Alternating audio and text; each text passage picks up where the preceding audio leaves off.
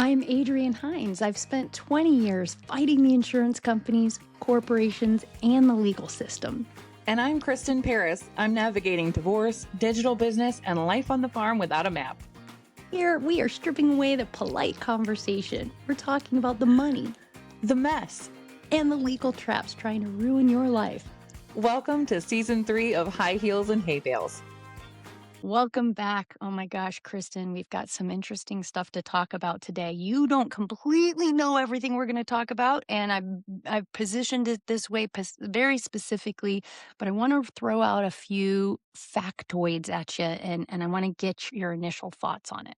In 2025, in just last year, in the year of 2025, U.S. household debt went up by $740 billion just in 2025.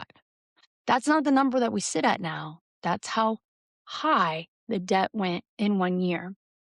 Current household debt sits at $18.8 trillion. It's a record high the last time that we recorded it, Q4 of 2025. And it's up over $4.6 trillion since the end of 2019, right before the pandemic. What do you think about that? That's insane.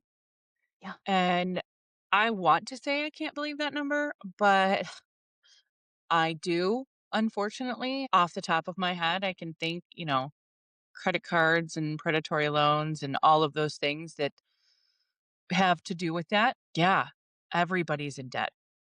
It's a And so lot, though, right? that's so freaking much money. Like I don't even know how to quantify that. Like the Consumer, trillion is a weird word to me. it is. When I did this research to know that just in 2025 alone, the U.S. household debt went up by $740 billion. It's not where we started. It's not like we were at $740 billion and now we're like at $790 billion. We are now at $18.8 trillion in debt, and just in 2025. What are we going to talk about today? We're going to talk about why this is allowed. Who's letting this happen? Is there any way to help people? How are credit cards able to do that? How did the lending industry convince Americans that it is okay to have debt of over $105,000 each individual household family in America? How did we get to a point where this is okay? That's a great question because it sounds absolutely insane to me. And I know there used to be protections in place, and I think that's where we're going with this is the protections don't seem to be there anymore because if there were, I don't think we would be in this jam, so to speak. You are so right. Congratulations, Kristen. You did figure out where we're going with this. There was an agency whose entire job it was to answer this question, and they're killing it. So I want to talk a little bit about the Consumer Federal Protection Bureau, okay? The Consumer Financial Protection Bureau is something that exists right now. It's an independent federal agency, and its only job is to protect consumers, like people who are taking on credit card debt or payday lenders or car loans. It's designed to protect consumers from financial predators. That sounds like a good thing, right? Yeah, I would think that we would want to have that on our side, but it doesn't seem like we do. It seems like it would be a good thing to have a central governmental agency whose job it is just to keep an eye on the predatory, dangerous nature of consumer lenders, okay? Before the Consumer Financial Protection Bureau was created, our consumer financial protections were scattered across several different federal agencies, and it wasn't really anybody's primary focus. And the problem is we had some systems in place that without any rules, no consistent enforcement, and nothing like that. So in 2008, what happened in 2008? You might be a little young to remember this. God, I always Not forget that how young. It was the housing crash, right? housing crash. That is exactly right. The 2008 financial crisis, it was called the Great Recession for us. It's when millions of Americans lost their home to predatory mortgage lending. This was Mhm. really big. Congress then, right after this had happened, after so many people had lost their homes, and I was a bankruptcy lawyer during this time frame, Kristen, and people were losing their homes left and right. After that 2008 Great Recession, Congress passed a reform called the Dodd-Frank Wall Street Reform and Consumer Protection Act in 2010. Okay, the I do remember Dodd-Frank that. Wall Street Reform Act. It was designed to create an agency. It was designed to start to make sure that this housing crisis never happened again. So Elizabeth Warren was a Harvard professor at the time. She conceived up the idea for the CFPB. She argued that Americans needed a single federal agency to kind of focus entirely on protecting them. And so in July 21st of 2011, the CFPB officially opened its doors. And things were going to get pretty good at that point, we would have thought, right? So Right. it's created in 2011 after the financial crisis, and it's the first federal agency whose sole job it was to protect consumers. Richard Cordray was the first director. He was appointed by Obama. And I would like to take this point in time to tell everybody that my book, Bankruptcy Magic: The Life-Changing Power of Debt Relief with Dignity, Richard Cordray is the one who wrote the blurb on the back of my book, very specifically because I understood how valuable the CFPB had been. So here it is. He's endorsed my book. And now we are sitting here with just an absolute mess of a situation. And I thought I would kind of walk you through it. Doesn't it sound like it was a good thing to create this agency? Doesn't it sound like this is something we would need, especially now that we are in 2026 and we know that in just 2025, consumer debt has gone up? Doesn't it sound like we would need an agency like this? It does sound like we need something. Now, here's my question, because my brain says this is like loan sharks and, the mafia and loan sharks. And then the CFPB is like what the FBI was to that, like that kind Right? of correlation. But I mean, Yeah, I mean, but in theory, it is supposed to be a policing agency, not necessarily a police agency, but a regulatory agency. right. Something people on the right don't like to hear the words regulations, right? I'm Hmm. sure that's part of what is some of the underlying problems here.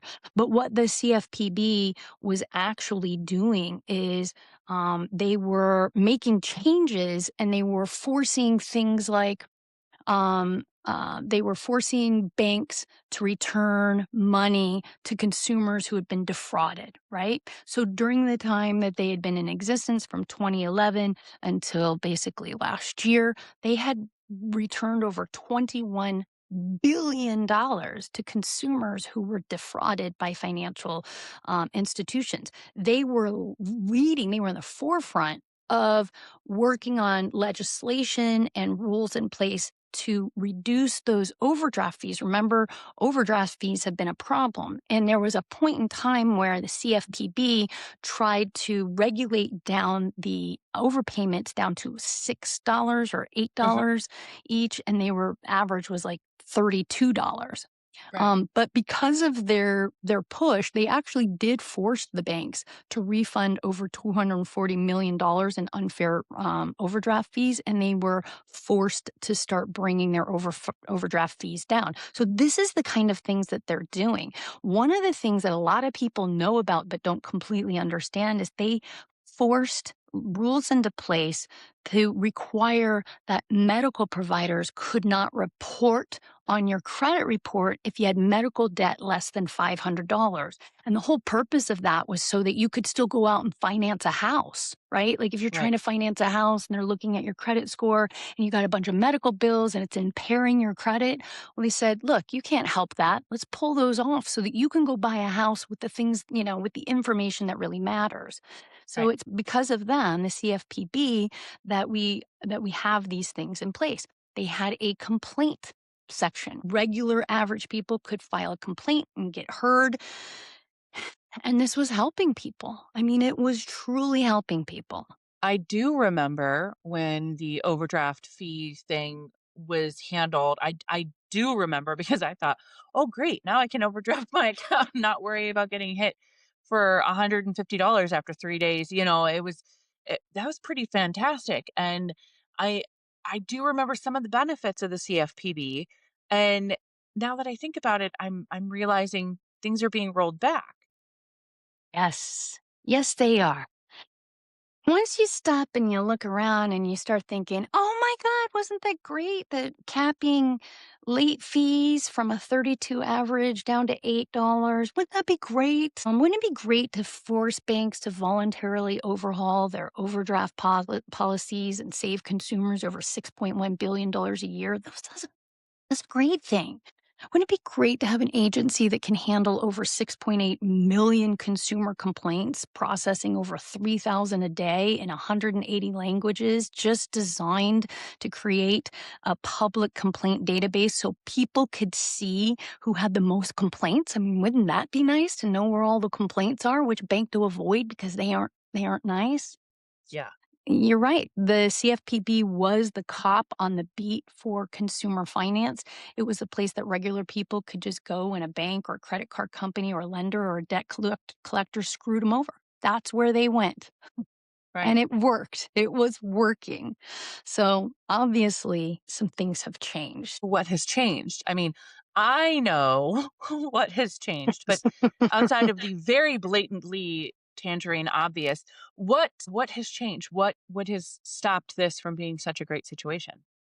I would love to tell you how this has changed and why it has changed. I'd love to hear your response to this. Okay. Uh-huh.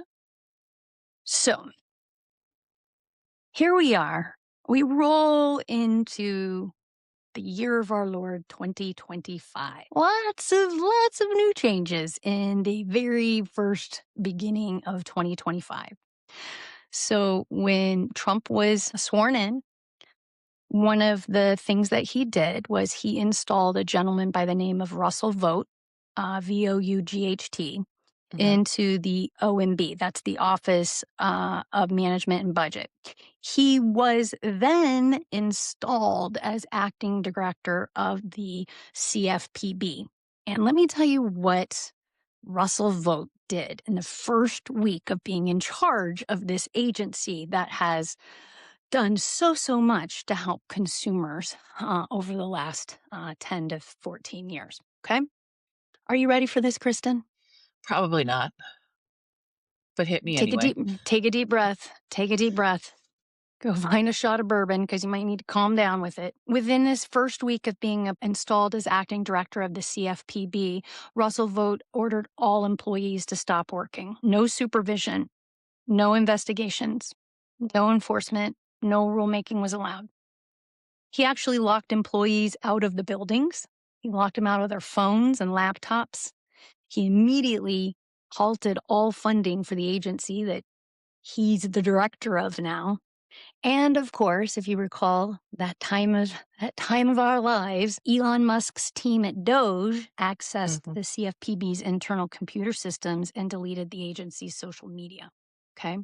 That was in February of 2025. Mhm. How you feel Mhm. about that? Anger Uh, starting to rise a little bit? mhm. Well, it's starting to bubble. Starting to bubble. Well, in March of Oh, 2025, jeez. Supreme Court justice issued a preliminary injunction that was blocking the administration from actually dismantling the CFPB. And in her ruling, and this is important as a lawyer, she found that the plaintiffs were, quote, likely to succeed on their claims that what Vote was doing was illegal. So she initially, in order to allow the case to continue to go forward, she had to say, yeah, there's a reasonable possibility that they're right here. And so that alone is very telling. April of 2025, didn't matter.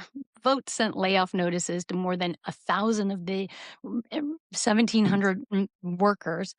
Again, a judge blocks these layoffs. June, they've got a new heading act of enforcement. In June of 2025, that person resigned in protest, stating in her farewell email, it is clear that the Bureau's current leadership has no intention to enforce the law in any meaningful way.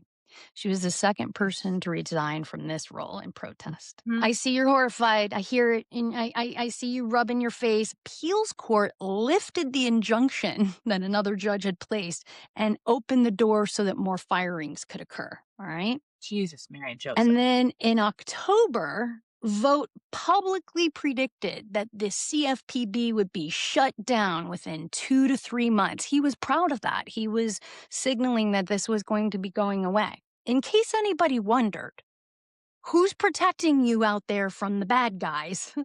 Apparently, nobody anymore. Well, not Jesus. quite yet. Number Vote publicly predicted. I remember seeing it. I remember thinking, Jesus, oh Lord, have mercy on our souls. Where is this agency going? In November of 2025, the Trump administration declared they would consider the agency's funding structure unlawful and they would not seek any more funding. And without funding, the CFPB would run out of money by early 26. In November of 2025, this couple weeks later, Trump nominated a guy by the name of Stuart Levenbach to serve as the CFPB director, reportedly on a procedural maneuver to extend the timeline so that Vote could actually still stay in control. You know, the guy who's trying to break down the whole thing. What do you think What the so far? I'm disgusted because I can see where this benefits no one but the rich people, and it's pissing me off. It's pissing me off. So continue, because I'm probably going to flip a table here in a minute. Well, you'll be proud of 22 state attorneys around the United States got together and sued the Trump administration to stop the complete defunding of the CFPB. Here comes Judge again. She again ruled on December 30th, just a couple days after Christmas, that the CFPB must remain funded. She rejected Vote's argument that he could effectively close a congressionally created agency without an act of Congress. So then Vote then turned around and he had to request $145 million from the Federal Reserve in order to comply with the court order. And therefore, the CFPB is funded through March of 2026. It was really funded up until the shutdown. So we had some funding for a little while, and then not so much. In the meantime, the end of February, the full DC Circuit Court of Appeals has agreed to rehear the case. The litigation is ongoing, but the agency currently technically exists, but it's operating at a fraction of its capacity. So basically, Kristen, Congress created the CFPB as a response to widespread decimation of people's ability to own their home. I mean, Right. it came out of scams that cost people their homes to the extent that it caused us a tremendous financial setback in the United States. So we created an agency that was supposed to push back on this. And here we are. We've got an executive action that's trying to terminate it, and the administration just trying to starve it to death, refusing to funding, firing its employees, stopping its work without going through Congress. And courts have repeatedly blocked these efforts. The fight continues, but we basically have an administration who is working really, really hard to take away the protections that you and I are supposed to safely enjoy while navigating with very, very dangerous big companies. Yeah. So Amy Coney Barrett is the justice that essentially extended the life of the CFPB. She did. Amy Coney Barrett did But initially. Yeah. but now where do we sit? Because this doesn't sound like it doesn't sound like it's going to survive much longer. I mean, it's March of 2026, and what now? Well, Because now since I'm afraid of, what's coming next. Well, I can tell you that in the years since the CFPB has stopped enforcing, credit bureaus are already leaving tremendous amount of errors on people's credit reports. That's one of the Mhm. biggest problems. We've got over 2.7 million credit reports reporting complaints just since Trump's inauguration. They've all been gone without relief. People are being denied loans. They're being denied housing. They're being denied jobs based on credit report errors that nobody's fixing.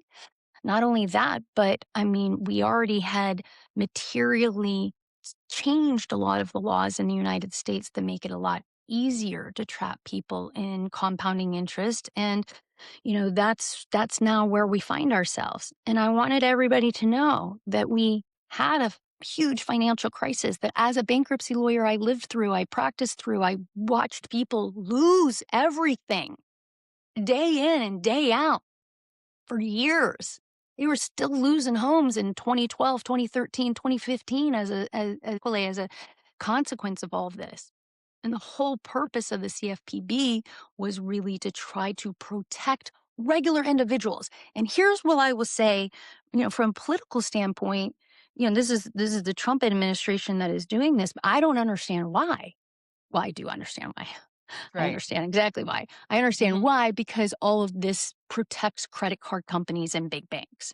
Mhm. And I think everybody else needs to hear that when your leaders are protecting the banks, you are the one who's getting screwed. This is your life. This is your house. This is your future. This is your ability to start a business. This is your ability to send your kids to college. Mhm. And I'm so moved by the fact that we had people who cared enough to put these agencies in place and to try to protect us. And in this age that we are in, we somehow think that we don't need help. I mean, let's be very clear here again, Kristen. I want to make sure people understand this. 47% of credit card holders carry a balance from month to month. That is Mhm. up 39% from 2021. A lot of our problems have really occurred in the short term. COVID was not helpful. But right now, Gen X, my group of people, we're carrying the most balance on a credit card, about Mhm. $9,600.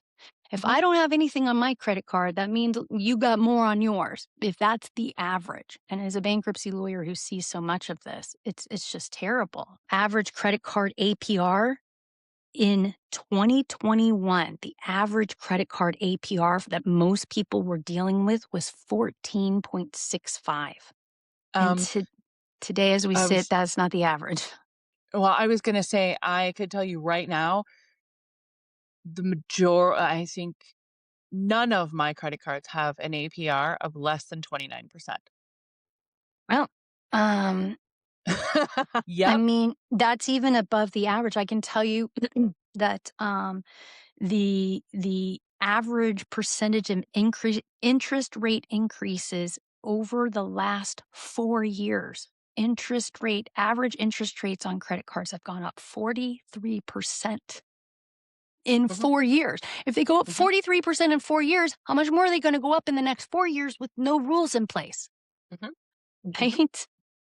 If you Mhm. carry an average balance of $11,400 on your credit card, and you only make minimum payments, let's just assume it's 23% interest. It will take you 22 years to pay it all off because that's how long it will cost you to pay off your credit card based on your credit card company's minimum payment schedule. And that's Mhm. assuming you never use it again. So, if it takes you 22 years to pay off $11,400, you will also be paying almost $19,000 in interest alongside of it. And that's the point. Right? That's how they're getting rich. Mm. Listen, this is all absolute horseshit. This is a system that I'm not talking about the CFPB. The CFPB was designed to help people where we are getting hit with these things left and right and more interest and more fees and more this. They're taking it away to help billionaires and the millionaires and the people that they just make money hand over fist in this. And I think it's, to me, as a dumb hillbilly, this is pretty painfully obvious that this is to make the rich richer. And it's disgusting because what are we supposed to do? In order to do anything, you have to have credit of some sort. You have to have something. I've argued with this point with people until I've turned blue in my face. unfortunately, you have to have credit. We do not any longer exist in a situation or a system that is cash friendly. Yes, cash is no longer king. Yeah. Credit is king.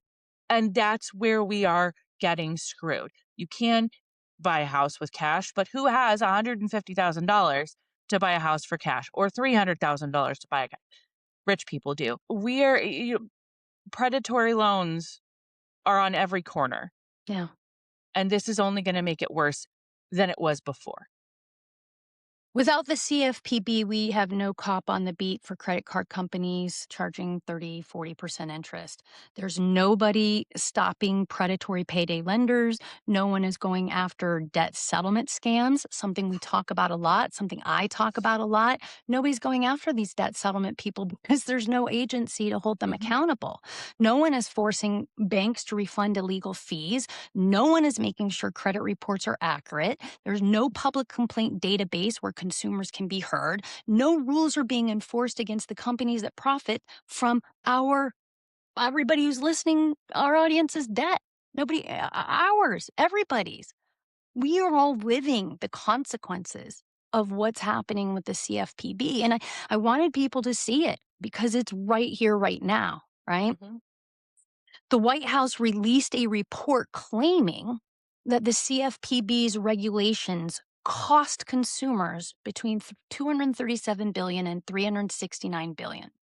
They claimed that making rules that credit card companies and lenders have to follow make it more expensive for everyone. So we shouldn't put any rules on them so that it doesn't get more expensive for the rest of us, okay?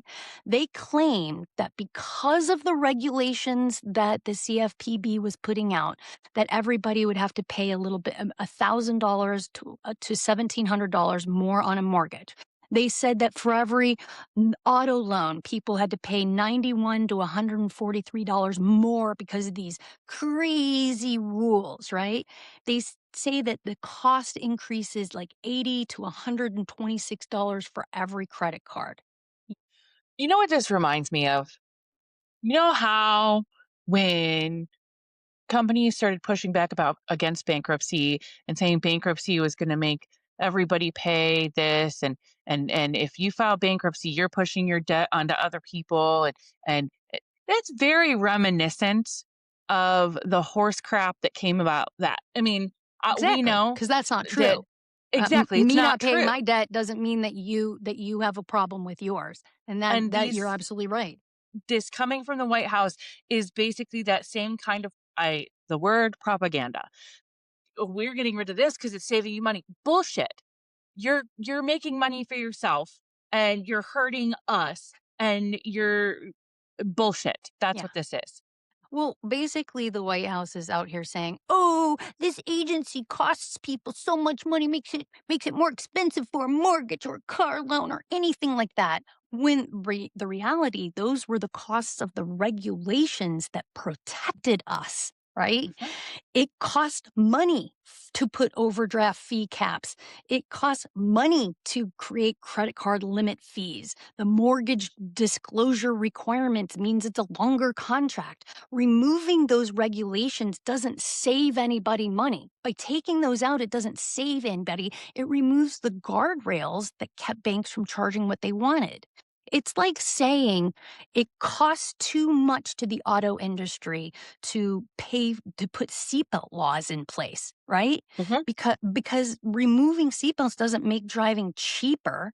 It makes it more dangerous. The seatbelts are designed to protect the people who do not have the same protections as the other people at the table, right? Yep. That was the whole point here.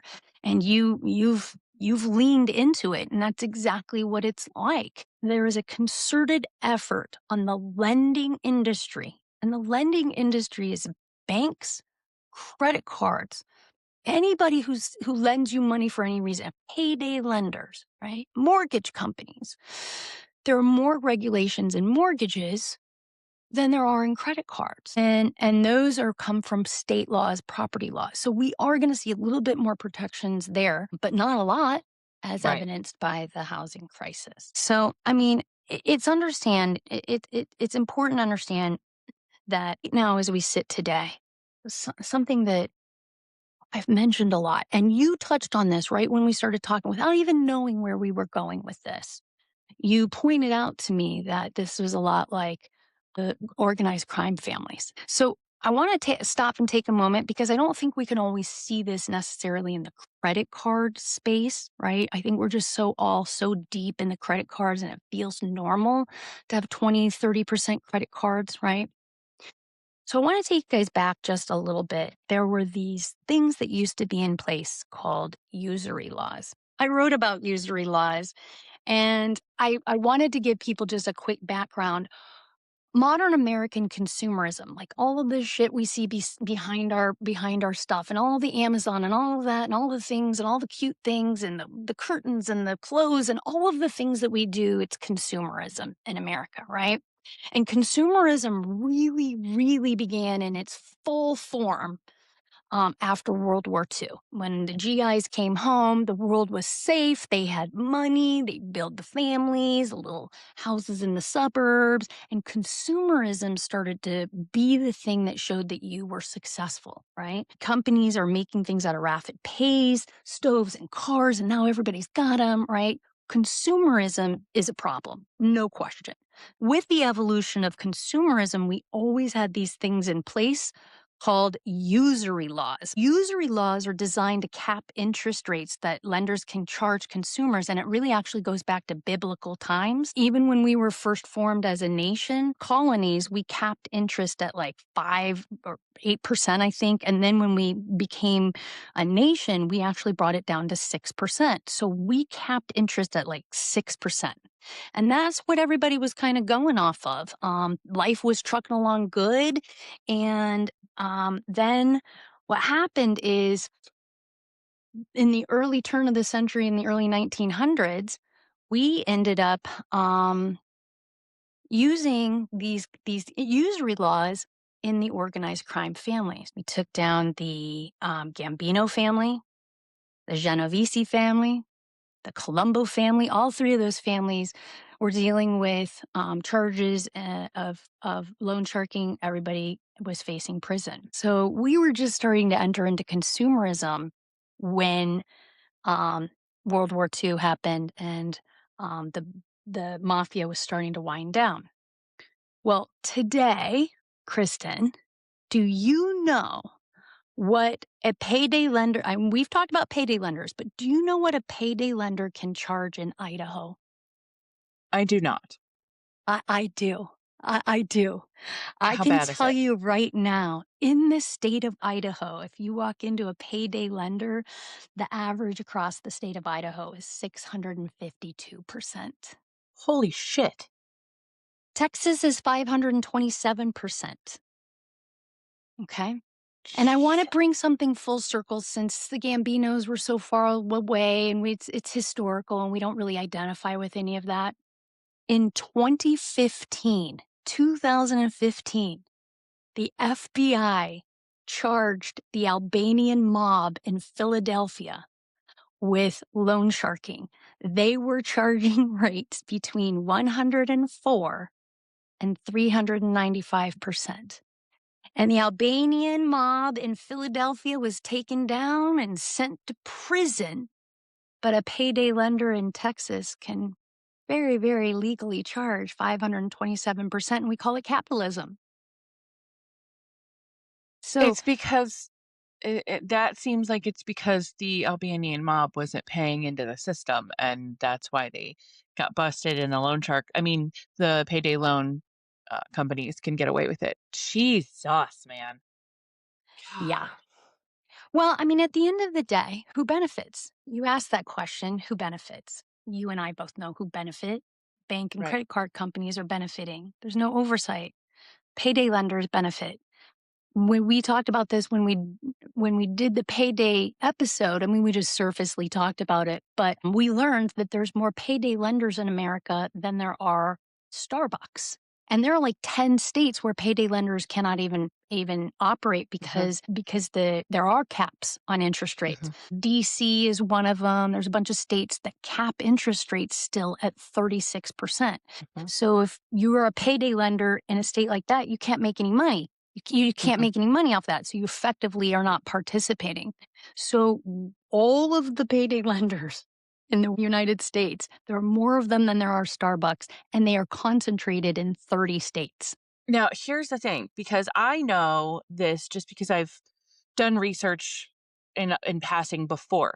The reason that this happens, that the banks and the lenders and everything kind of essentially get their way is because they donate money to those in charge. Those in charge make the rules, and it goes to the top. I'm just saying, it's got to. That's got to be the way this works. I mean, the people that make the rules get their pay, and that's why it's okay, essentially. Of course, that's how it works. I mean, very insightful. And the reality is that over the years, the reason we had 6% interest capped interest rate when we became a nation in 1776, after we won our independence and became a new country, we capped our interest rates at 6%. And from there, there's just been chipping away. Who's chipping away at it? Well, it's not you and me, not the consumer. There's no benefit to me to having a higher interest rate. Who's chipping away at that? Of course, it's businesses. And so the way the American political model works is that you get elected by raising money. And so if you're raising money from banks and credit card companies, then by definition, when you're in charge, you're going to find ways to benefit banks and credit card companies. And one of the ways to do that is to dismantle, strangle, and effectively strangulate the one agency that was created to help people. So it begs the question, why is everybody rooting for the credit card company and not for the American individual? As a bankruptcy lawyer, Kristen, I file bankruptcy every day. It doesn't matter what your politics are. Your bank account looks Right. the same to me. Mhm. I'm not I'm not fielding clients from one side or the other. Maybe our audience here is a little bit different, but in my practice, it don't matter what hat you're wearing or who you voted for, because at the end of the day all that matters is, are you being taken advantage of from a financial standpoint? And that is something that happens to everybody, not just to any political party. So here we are. I mean, I hate to say this, but things are just getting worse. That's why bankruptcies are increasing. That's why my first quarter of my business, calendar year 2026, is double what it was first quarter, calendar year 2025. What's been the change? What's changed? The CFPB, The administration, the the administration. position. If the philosophy is that we want to kill consumer protection at the exact moment that consumers need it most. We want we know that the stress of debt is at pandemic levels right now. Bankruptcies are spiking. And everybody is saying from the top down, you're totally on your own. You're on Mhm. your own. And that's the message that we're getting from those whose plan it is to stop funding and dismantle a program that's trying to help us. We see it all over the place, but you and I mean, it happened with Meals on Wheels and it happened with so many other things and Mhm. Sesame Street, all the things. But Uh-huh. when it's our money, my money is just as valuable as as everybody's money. I care about my Mhm. money just as much as you care about yours. And I don't Mhm. understand why we are not all standing up saying, hey, it's okay to support business. We are capitalists. We do have to find ways to support business, but there also has to be a balance. And I think it's pretty clear that in this place, we have lost the balance. I think a lot of this, and I mean, this is just being me. Again, I do understand some of this. A, I've read your book. B, I've done some investigation and things when I was researching bankruptcy and thanks for our podcast episodes in the past. But I think so much of this is because people, regular everyday Joes, do not understand how this works. So many people just think, okay, yeah, whatever they say, they've got our best interest at heart.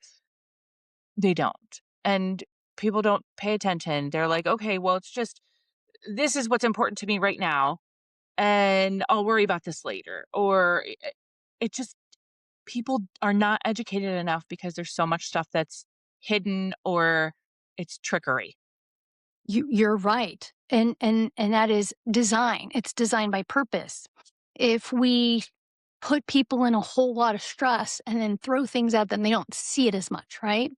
Mhm. But I think what's really important here, Kristen, is that I want our listeners to understand that this system, it needs them to feel ashamed because shame keeps you quiet and paying. The shame spiral, people think debt is personal. They think they got themselves into this debt without understanding that all these laws have been changed and we've taken away the agencies that protect them. We're like, you're totally on your own. And nobody told them that. They think somebody's holding on to the tricycle. They think that there are systems. And I'm not suggesting that there should be somebody holding on to everybody's tricycle, but I'm suggesting that we all sure think that there is somebody up there. Mhm. We do think that we have rules in America that wouldn't allow somebody to take so obvious advantage of us that organized crime gets arrested and taken down for it, but our neighborhood bank gets rewarded for it. We don't expect to be living in that dichotomy. And I don't think most people understand that we are. And if you Mhm. feel that your debt is, if you're ashamed about it and feel it's a personal failure and you don't understand this, then you're going to perpetuate the problem. You're going to go defend the banks. You're going to push against Yep. somebody like me. You're going to say, this is not right. You're not the one who's understanding where you fall in this. You can see I get emotional about this one too. Yeah. The fact that the problems I wrote about they're just playing out every single day. And Right. as many of you know, not only did Richard Cordray write the blurb on the back of my book, right, Bankruptcy Magic, The Life-Changing Power of Debt Relief with Dignity. But my very good friend David Pepper wrote the foreword of my book. He's running for lieutenant governor of the state of Ohio on a platform of affordability and fighting for working families. And that's where this comes from. And I see the politics here. I understand how confusing this is for people. But I do need people to understand that we are going to be going to voting soon. Voting matters. And if you haven't been aware that payday lending rates in Ohio right now are easily average in Ohio's 391%. Yep. And that's you're never going to build a future. We No. cannot build futures with that kind of debt. I will say though, Kristen, I have a little tiny piece of good news here. Our rights have not completely disappeared. Existing regulations are still technically on the books. You can still file complaints. The CFPB complaint database actually still exists. Try to document everything. And honestly, bankruptcy lawyers are kind of on the front line here. We're the ones hearing about all of the violations. There are things called the Fair Debt Collection Practices Act. There are some things lawyers can do in the Fair Debt Collection Practices Act lane. It's usually a bankruptcy lawyer that kind of introduces you into that world because usually most people have big global problems. Things like debt settlement companies. I think I've talked about the fact that when I go to hearing with my clients for bankruptcy cases, most trustees are cataloging debt settlement companies and reporting them to their state's attorney generals. And hopefully, just like the state's attorney generals all brought a suit to try to stop the CFPB from being defunded, I think we're going to see some more activity there. This feels like there needs to be a lot more education on these things made easier for, again, like I said, average Joes, people that, I hate to say it this way, but everything is friggin' political at this point. People that vote party lines for stupid reasons and don't realize they're hurting themselves. And then turning around and saying, well, it was this guy's fault. Well, no, actually, you put this in play. and now you've screwed yourself and the rest of the American public. And how do we fix it? Well, you're not going to like the answer. We're going to have to use our votes, use our voices, because the people in charge at this point are hell bent on making it only beneficial for the richest of the rich. And this is how they're doing it, little by little. And I mean, it pretty much blew right through 2025. So, yeah, I can see the writing on the wall with very limited information that I understand. So, I think somehow, and this is why I absolutely appreciate doing this episode about the CFPB, the education needs to be out there. You're doing so much, with your TikTok and everything, trying to educate people. There needs to be more of this because so many people just don't get it. And it's, oh, we're in crippling debt. I don't know how we got here. Well, there's answers, my friends. There's answers. Well, the system was really never designed to protect us. It was No. designed to profit from us. And that's what we have to understand. And the only person who's coming to save you right now is yourself. And sadly, bankruptcy lawyers, there's a reason why our business is going up. It's because there are fewer and fewer protections. People are getting trapped faster and faster into situations they don't even understand how they got into. And there's Mhm, just a widespread belief, at least in this administration, that you should be completely on your own and navigate yourself against these big Goliaths on your own. And mhm. to some people might say that's fine. I'm going to do that. And for the rest of you, I say you're a victim. Come and talk to a bankruptcy lawyer because that unfortunately right now is your best line of defense, sadly. Yep. So inadvertently, thank you. Thank you to the Trump administration. My quarter one business is double what it was quarter one in 2025. So I myself am not like crying in my coffee every day, at least not from the financial point of it. But I do have a heart and a mind Mhm, and emotions and I have a deep sense of what's fair and what's not. And it's not fair to take advantage of the American people while telling them that they're being irresponsible and then taking away all of the options that they would have ever had to have protected themselves against companies and corporations that are far, far outgunning them. So, mhm. man, I'm glad you learned a lot today, huh? Yeah, I learned that I'm angrier now than I was at the beginning of this, and, we definitely need to people really need to pay attention because there are people that are in the higher ups that do have our better interests at heart, and they do build things like the CFPB, and you don't realize you don't realize what you got till it's gone, Yeah. basically. You don't realize till you got to what you've got until it's gone. God, that is so true, Kristen. That's Mhm, very simple but insightful. Well, I will say that I am going to go deeper on the CFPB issue on my own YouTube channel with full breakdown and a walkthrough of how to file a complaint. If you guys want to go over there, remember that High Heels and Hay Bales releases every Thursday, and we are on YouTube. You can go watch this whole episode. You can watch how she and I interact with each other. This has been an interesting one because there's been a whole lot of hair pulling and right, mhm, mhm, mhm. trying to keep it together. Next week, Kristen, we're going to come out of this lane and we're going to bring our audience back into the Jen Shaw world.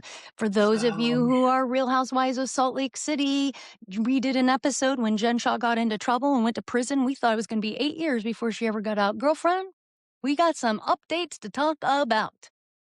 Let me tell you, every time Real Housewives of anything pops up into the news, I'm like, "Oh, I wonder if Adrienne knows." Adrienne always knows, okay? Adrienne always knows. Even I found one we'll talk about it next week, Okay, but okay, I'm excited. I There's new ones. We got the Ladies of London coming out. Got oh, the no, this was, Housewives I of think, Australia or Austria or something like that. we I don't know. I Oh, yeah. I listen, that we got Mhm, lots there we will always have content, and we will always have Real Housewives content. mhm, But thank you for indulging me today on the CFPB, something that was very meaningful, very frustrating to me, mhm. and I hope that we brought a little bit of, drop in some knowledge for our listeners today. Absolutely, absolutely. Catch you again on the other side. Sounds good. See you next week. We hope you feel a little smarter and a little less alone than you did just 40 minutes ago. If you learned something, leave us a review or share this with a friend who needs the truth. Don't sign anything until you read the fine print. And watch where you stop. See you next week.